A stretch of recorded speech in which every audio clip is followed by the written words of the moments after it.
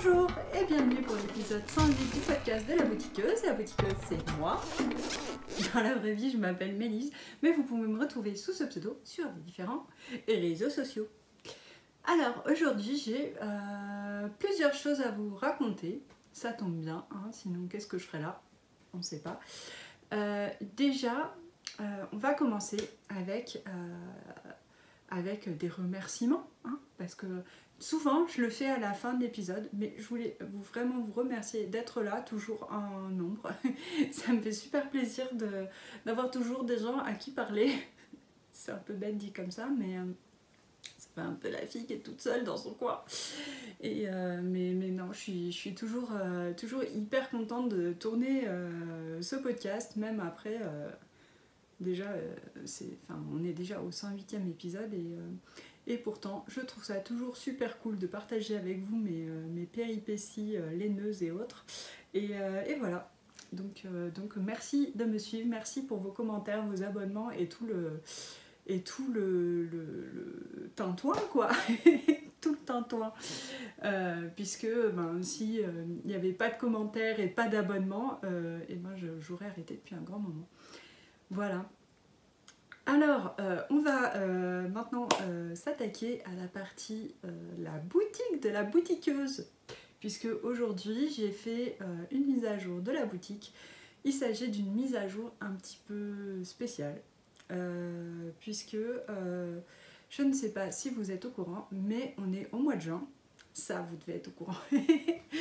Et au mois de juin, c'est ce qu'on appelle le Pride Month, c'est-à-dire le mois des fiertés et évidemment le mois des fiertés LGBTQIA+.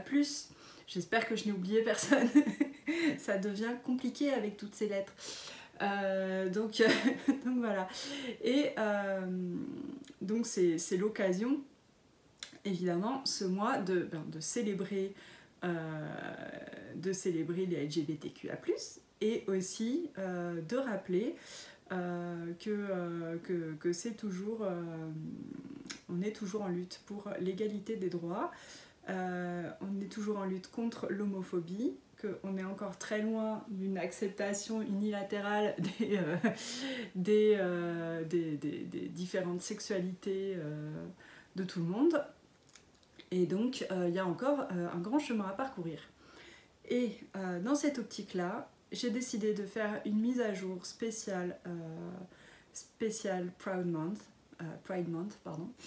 et de reverser 20% du prix de tous mes articles qui sont faits dans cette intention-là à une association qui soutient la cause LGBTQIA+. Voilà. Donc, je vais vous montrer ce que j'ai imaginé.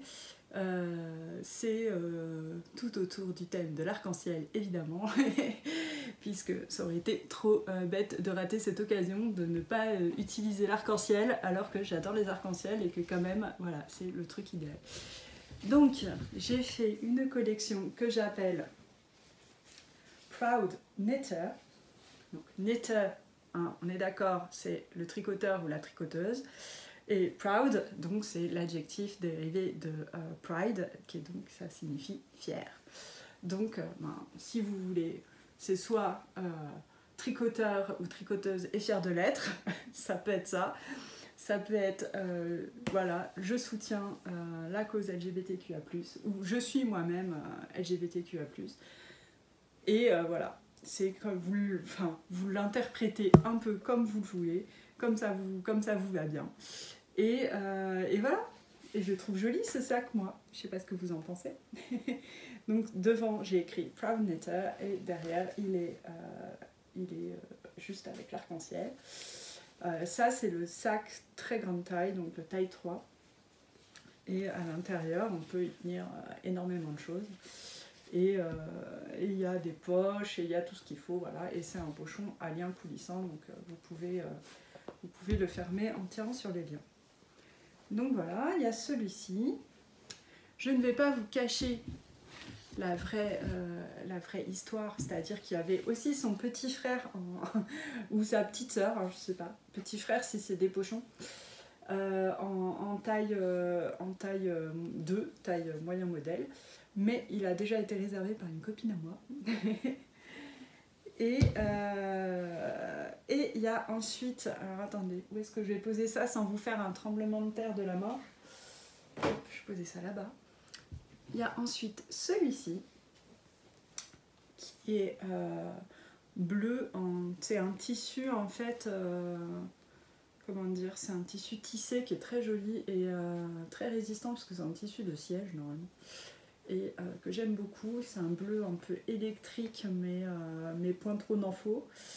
Voilà, donc c'est le même concept, hein, Proud Knitter et dedans des poches et tout comme d'hab, voilà. J'ai décliné aussi ce tissu avec un sac zippé.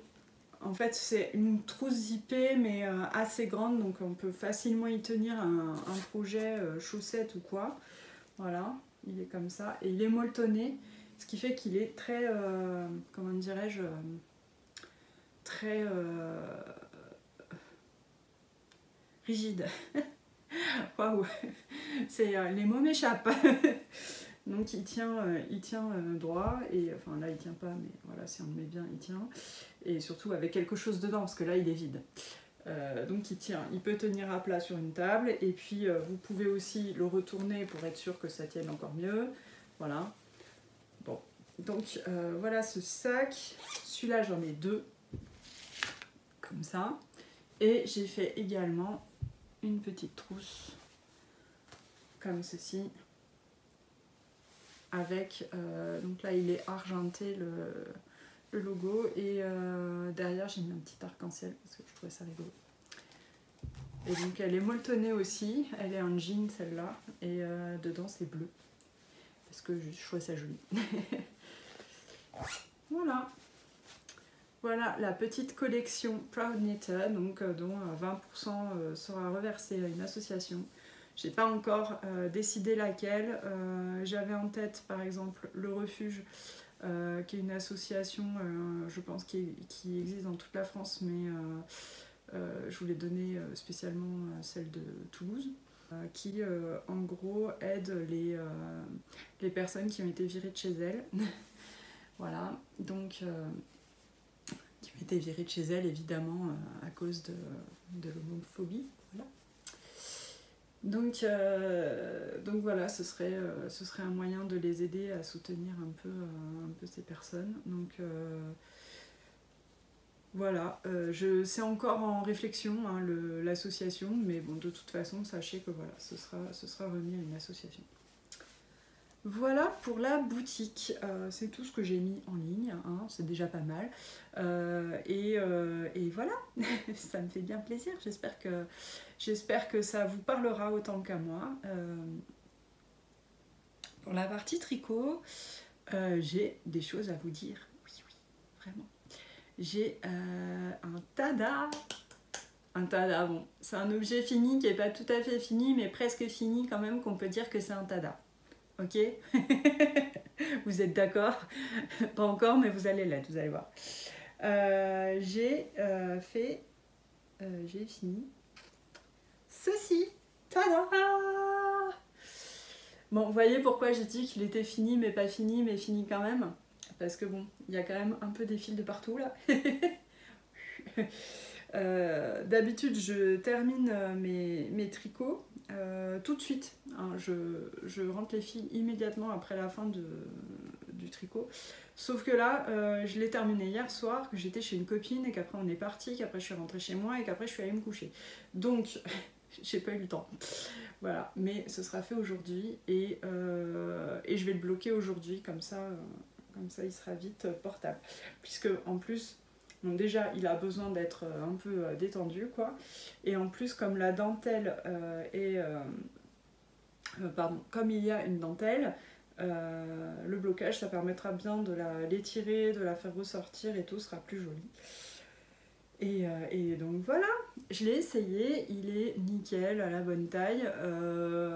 Je pense qu'il va prendre un petit peu d'ampleur avec le blocage, ce qui sera très bien. Je l'avais imaginé avec pas trop moulant quoi, avec un petit peu d'ampleur, donc c'est parfait. Au niveau longueur, vous savez, je l'avais rallongé par rapport au patron et par rapport au modèle que j'avais fait, puisque je l'avais déjà fait celui-là. Et je l'ai rajouté de... En fait, je les ai mis à plat l'un sur l'autre. Il y avait ça d'écart, 5 gros centimètres, sachant qu'il n'est pas bloqué. Donc je pense qu'il va gagner encore un petit peu en longueur. Donc c'est parfait. Qu'est-ce que je peux vous raconter? Je vous ai même pas dit de qui était le patron. C'est le Mount Pleasant de Pip & Pin. Et voilà. La laine... Je manque à tous mes devoirs. Hein.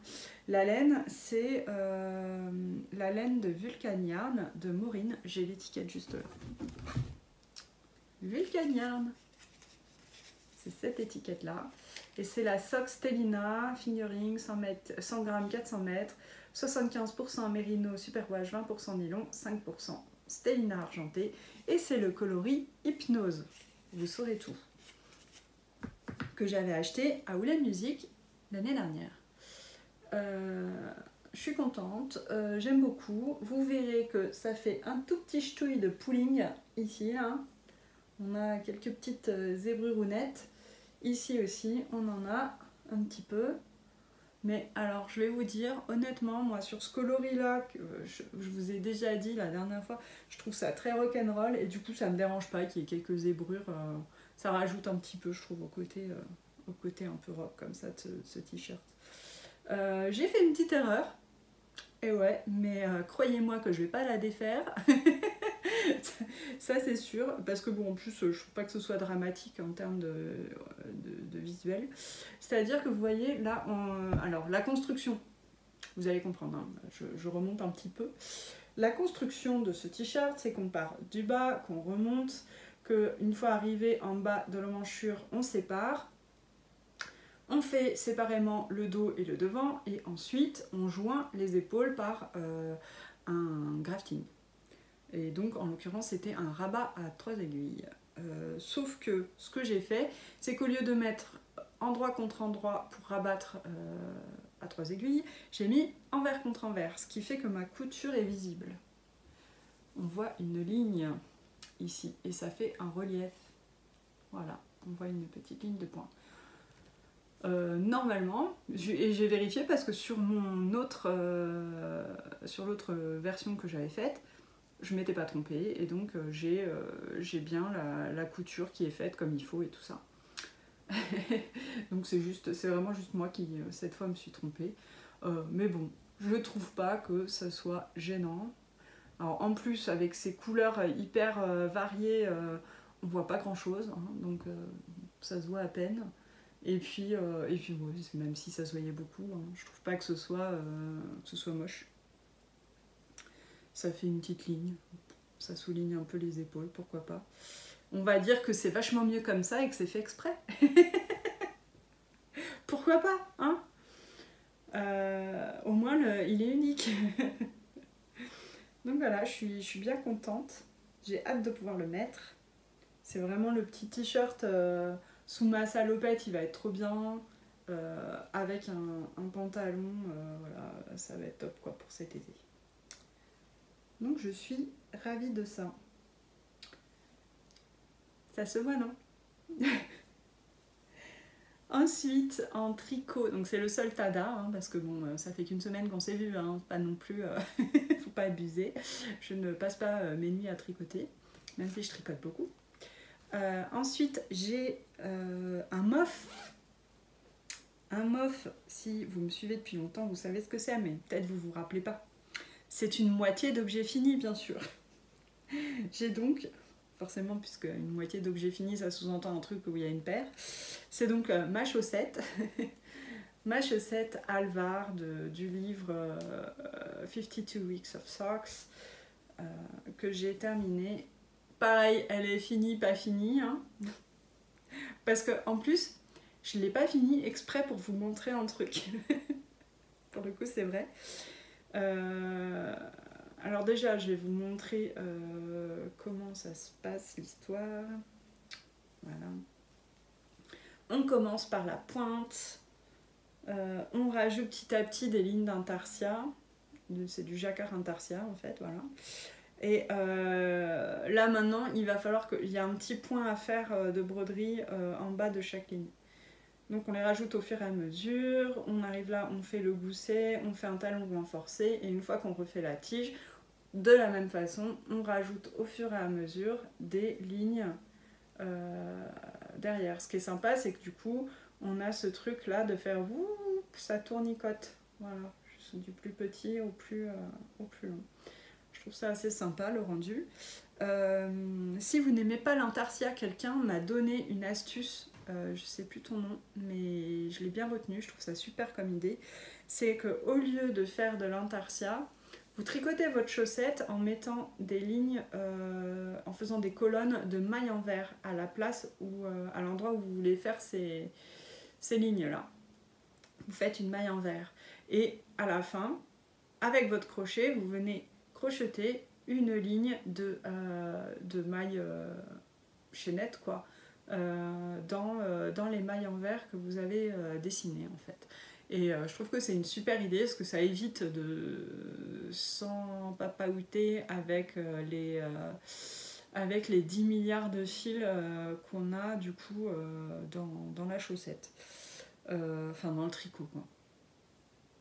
Alors, j'hésite à le faire, moi, pour la seconde, pour la bonne et simple raison que j'ai peur que ça ne fasse pas tout à fait le même effet. Voilà.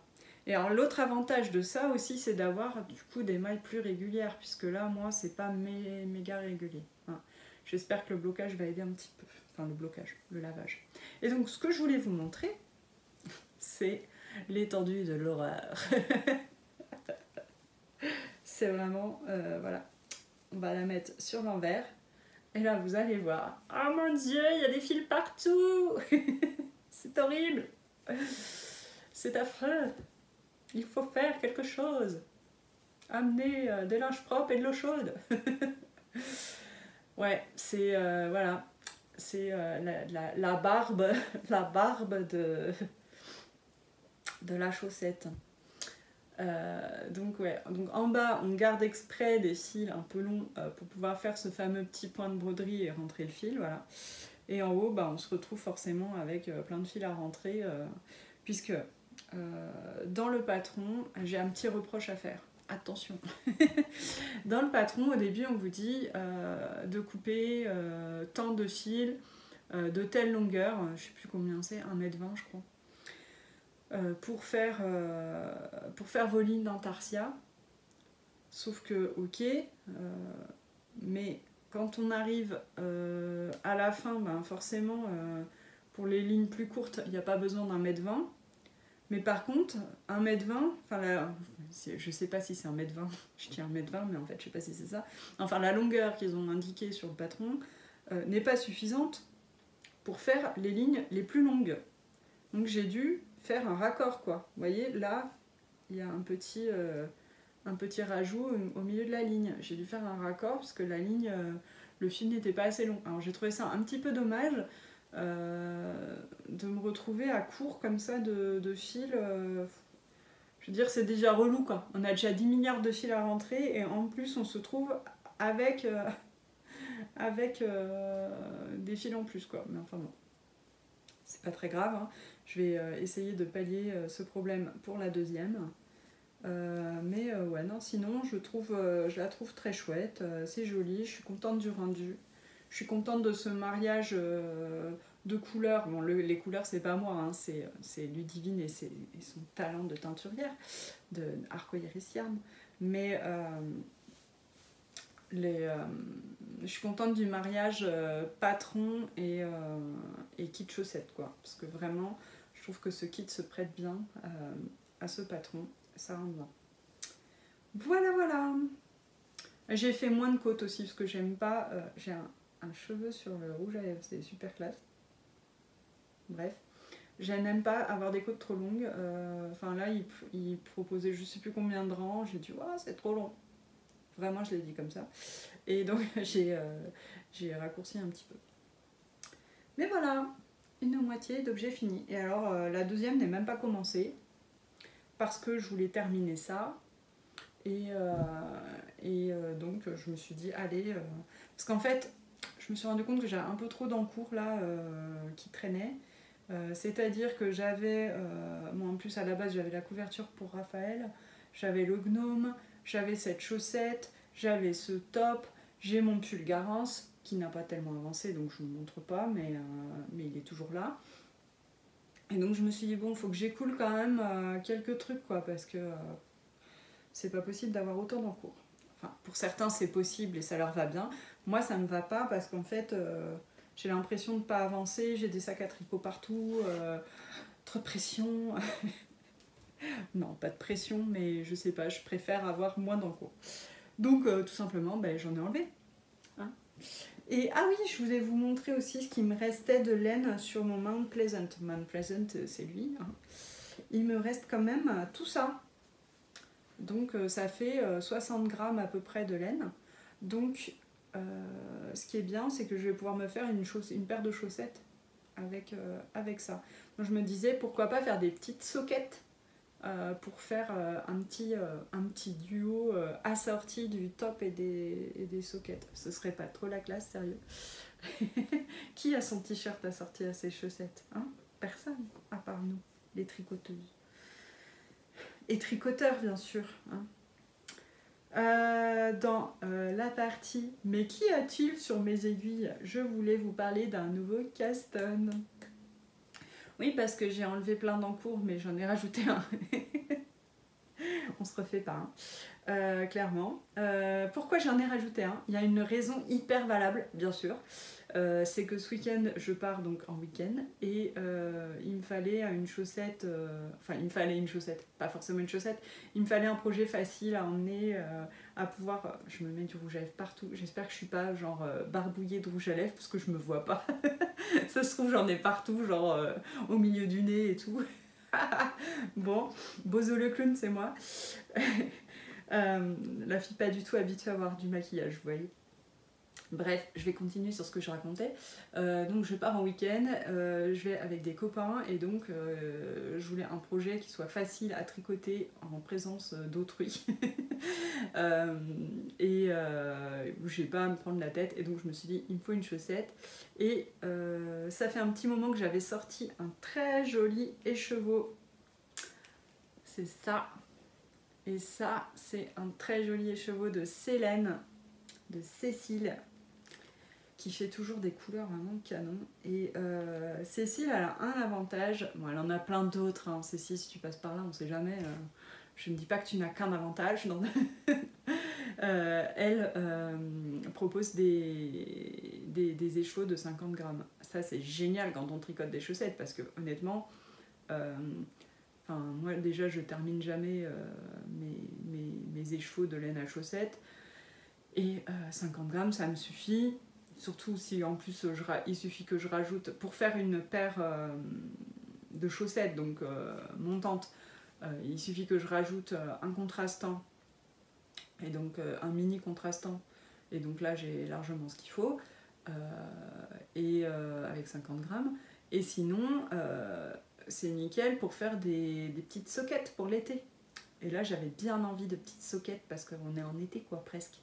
Et cette couleur, c'est juste trop bien pour l'été, je trouve. C'est tout frais, c'est tout fleuri, je trouve, comme couleur, j'aime beaucoup. Et l'étiquette de Célène, c'est là. Il n'y a pas de nom de coloris. C'est de la Merino Nylon 75-25 et 400 mètres pour 100 grammes. Et donc voilà, j'ai pris ce petit écheveau, je l'ai bobiné, en vrai c'est ma fille qui l'a bobiné, et tada. J'ai commencé à peine hier, oui parce que je voulais quand même monter les mailles avant de partir en week-end, parce que le montage à la turque, j'ai besoin qu'il n'y ait pas grand monde qui me parle pendant que je le fais quand même, donc je voulais au moins faire ça. Après, je vais pouvoir partir sur les augmentations. C'est donc, vous l'aurez deviné si vous êtes chaussette au fil, une chaussette qui se commence par la pointe. C'est pas ce que je préfère, mais c'était ce qu'il y avait comme si je le mets à l'endroit, c'est pas plus mal, comme modèle qui me plaisait bien dans le livre Botanique de Marie-Christine Lévesque.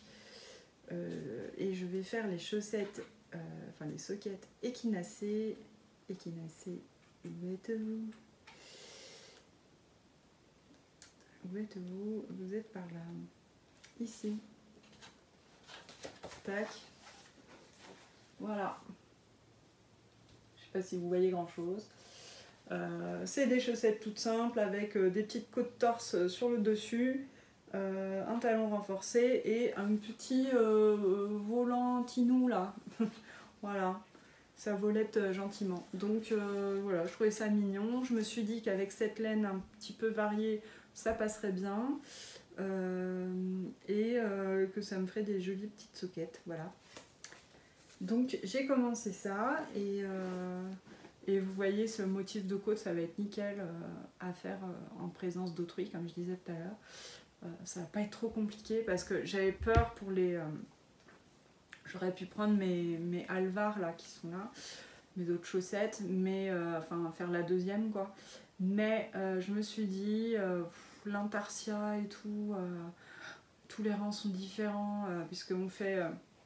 pour faire l'intarsia, on fait un rang où on tricote la maille d'intarsia, un rang où on la glisse, mais enfin bon, c'est pas que c'est compliqué, hein, mais on en a partout, on a plein de fils dans tous les sens. Quand on est avec du monde, c'est pas idéal. Hein. Donc je me suis dit juste ça, ce sera bien. Et j'emmène aussi mon Garance, parce que mon Garance, maintenant, il faut aller tout droit, continuer le motif dans les moments où ce sera un petit peu plus tranquille, où j'aurai un peu plus mon cerveau dispo ce week-end pour tricoter, ça pourrait le faire. Donc je l'emmène à tout hasard, hein, parce que bon, quand on part 2 jours, on emmène au moins 2 tricots, non, c'est pas une loi comme ça chez les tricoteurs. 2 jours de tricot. Faut pas partir un mois, hein, parce que là, pouf, faut un conteneur quoi. Aïe aïe aïe. Qu'est-ce que je voulais vous raconter sinon qu'est-ce que je voulais vous dire? Oui, alors on va passer dans la partie un peu de blabla, hein, parce que c'est bien aussi le blabla. Je suis hyper contente parce que j'ai offert la couverture à Raphaël. Raphaël adore sa couverture, donc elle dort toutes les nuits avec depuis qu'elle l'a reçue. Et elle est hyper contente, elle la trouve super. Et puis elle la trouve toute douce. Bon, bref, c'est la couverture parfaite, quoi. Donc c'est trop cool. J'ai pu lui offrir, oui, puisqu'on a fêté son anniversaire en avance. Je vous racontais un peu ma life, mais bon, si ça vous intéresse pas, vous pouvez partir. On lui a fêté un peu en avance, puisque ce week-end, on n'est pas là.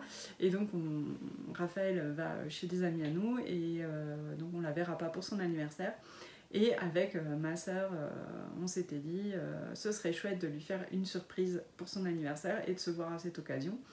Et donc on s'est retrouvés avec ma soeur, ma mère et toutes nos familles, quoi, en Dordogne ce week-end. Et c'était tellement bien. Et donc je voulais vous dire un petit peu ce qu'on avait fait. Je ne sais pas si vous connaissez la Dordogne ou pas, mais si vous ne connaissez pas, je vous recommande vivement. C'est un coin où moi je suis passée plusieurs fois et à chaque fois je suis enchantée. Je trouve que c'est magnifique et il y a vachement de choses à faire, mais c'est impressionnant la quantité de choses à faire en Dordogne, quoi. Et puis il y en a pour tous les goûts. Il y a des visites, des activités plus sportives, vous pouvez faire de la marche, enfin, de rando et tout. Enfin, il y a énormément de choses à faire. Vous pouvez juste manger aussi, parce qu'on mange très bien en Dordogne, ce qui est une super activité en soi. Et donc nous, en activité, on a fait 2 choses. Bon, c'était que sur un week-end, hein, donc déjà c'est pas mal. On est allé au parc du Bournat. C'est... je sais pas comment on dit, si c'est à Allebug ou Aubug. C'est dans la commune de Lebug. Ça fait bizarre de dire ça. Et c'est un parc où, en fait, ils ont recréé la vie en 1900. Donc, on a tous les métiers des artisans voilà, de l'époque. Donc, un meunier, un boulanger qui d'ailleurs a de belles miches. Je dis ça pour ma sœur, essentiellement pour la faire rigoler, parce qu'on a rigolé sur... parce que le boulanger, c'était l'atout charme, l'atout charme du parc. Il y avait enfin voilà, un forgeron, il y avait le pressoir à huile pour faire de l'huile de noix, enfin voilà, il y a plein d'artisans, un brasseur, enfin voilà, plein de choses. Il y avait aussi une reconstitution de fête foraine excellente, quoi, avec une vieille chenille, enfin voilà, des vieux manèges, des vieux activités, ouais, Mélise, c'est super ton français.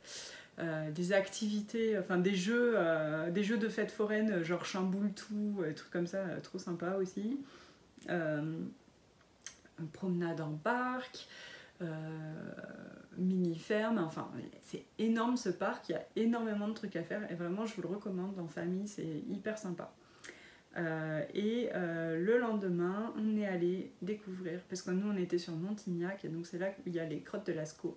Et donc on est allé visiter Lascaux 4, qui est donc la version 4 de la grotte de Lascaux, puisque, comme vous le savez sûrement, la grotte de Lascaux n'est plus visitable, puisque en fait à la base elle a été visitée et les visites ont abîmé les peintures. Et donc ils ont fermé au public, mais ils ont fait une reconstitution qui était donc Lascaux 2, que moi j'avais visité déjà quand Raphaël était toute petite, en 2013 peut-être bien. Et en 2016, ils ont ouvert le nouveau site qui est donc Lascaux 4.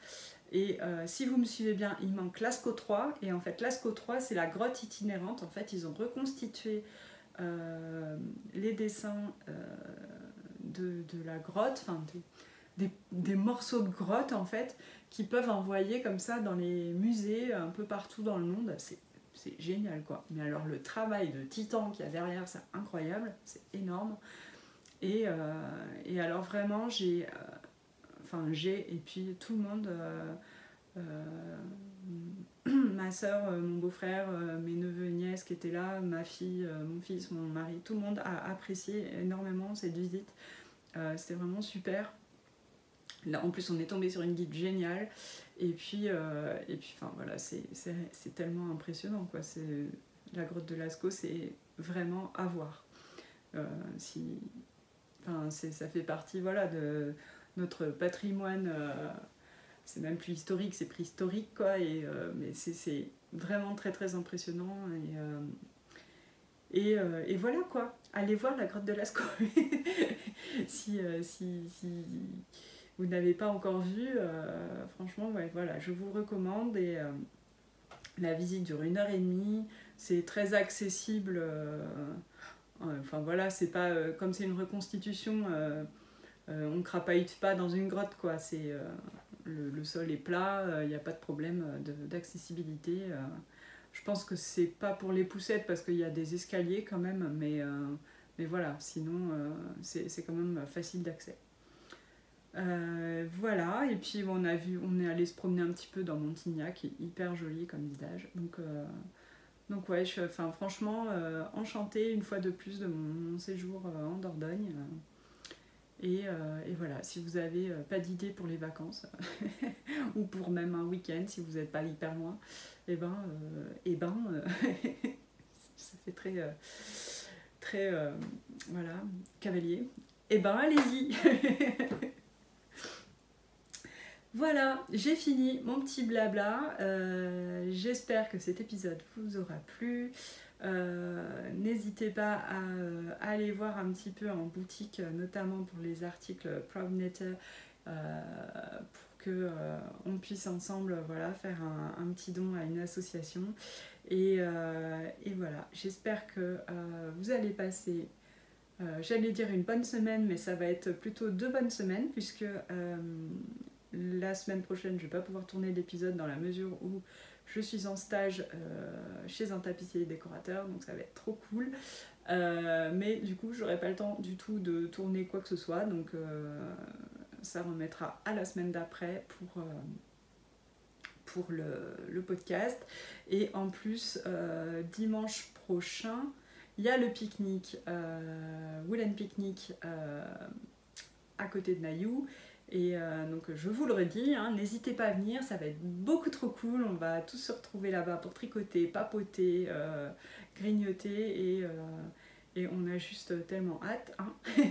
Enfin, je sais pas vous, mais moi oui. donc viendez nous voir. et voilà, ça va être bien chouette. Du coup, je pourrais vous raconter tout ça dans le prochain épisode qui sera donc dans 15 jours. Et d'ici là, portez-vous bien. Et sur ces belles paroles, à bientôt. Ciao.